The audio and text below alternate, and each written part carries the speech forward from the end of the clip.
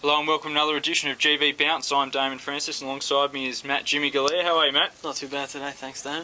Very good, and we're going to take you through the latest round of GVFL action, and we're going to start with Werribee Seymour, and it's an interesting game. Obviously, it's been a really tough week for Seymour following the unfortunate death of Eamon O'Connor, and they'll have a lot to play for, and they'll be desperate to get up for him, and it'll be interesting to see what sort of a mood they have this weekend. But they take on Werribee, who themselves bouncing back from a defeat, and it could be an interesting game of footy. Yeah, well, like you say, Seymour have plenty to play for this week. Be very interesting to see how they get up after such a tough week. But Werribee, they need to win this, otherwise they'll start slipping behind. So, very big game of footy. Yeah, well, they lose this one, and they're 2 games back from Seymour on the ladder, and they'd have to chase that back to play finals, you would think. So, it's an interesting game, and a couple of fly-ins out and a couple of fly-ins in for Werribee. So, be an interesting game of footy, and looking forward to that one as well.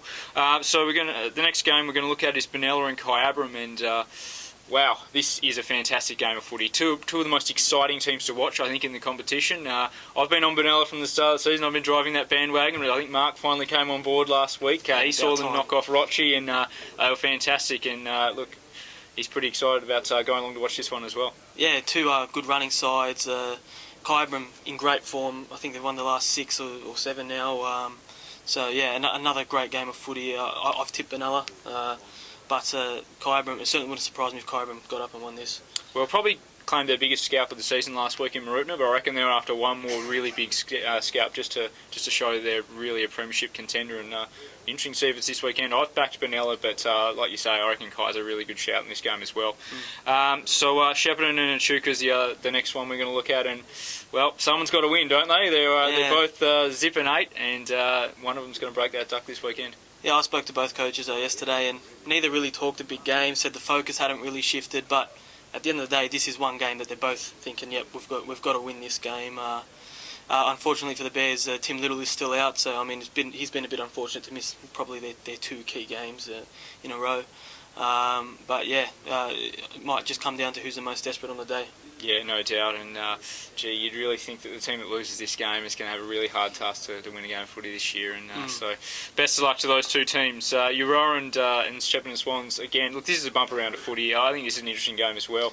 Very even on the ladder, and look, Werribee's been okay this year. They've claimed a couple of good wins. The Swans would want to be a little bit careful because this is a game they should win, but want to be mindful of it. Yeah, well, Werribee had a big win last week. Swans have struggled for results. They've played decent footy the last few weeks, just come up against good opposition and been a bit unlucky with injuries.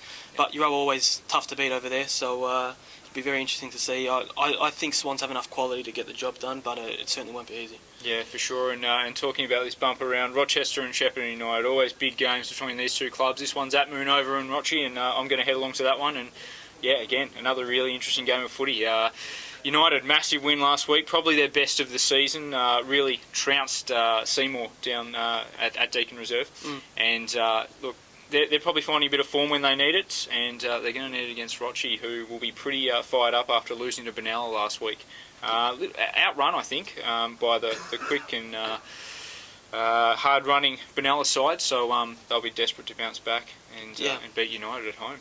Yeah, I mean, Shep United, I think they had their best win of the season last week, their best performance probably, so they'll need to keep that up to beat Rochester, who, like you say, will be fired up after last week. Yeah, both forward lines probably the key here. Both have a lot of different options down there.